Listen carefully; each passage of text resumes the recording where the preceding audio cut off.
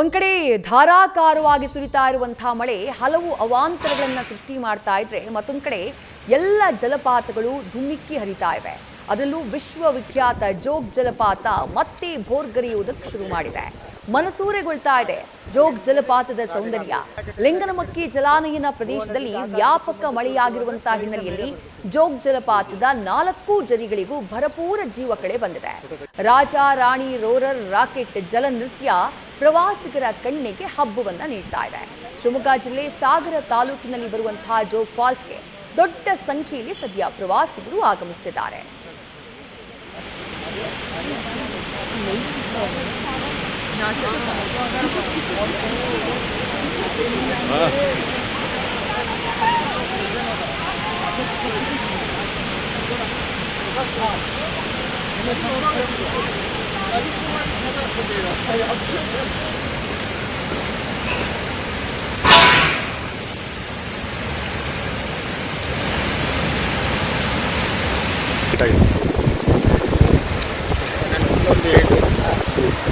ರಾಜ ಅಲ್ಲಿಂದ ರಾಜಗಾಂಬೀರಿ ರಾಕೆಟ್ ಅಂದರೆ ರಾಕೆಟ್ ಕಡೆ ತಿರ್ಸ್ಬಿಟ್ಟು ಭುವನದಿಂದ ಆಕಾಶಕ್ಕೆ ತುಂಬಂತೆ ತೋರಿದ್ರು ಅಂದರೆ ಕೆಳಗಿಂದ ಮೇಲೆ ಬರಬೇಕು. ಓಕೆ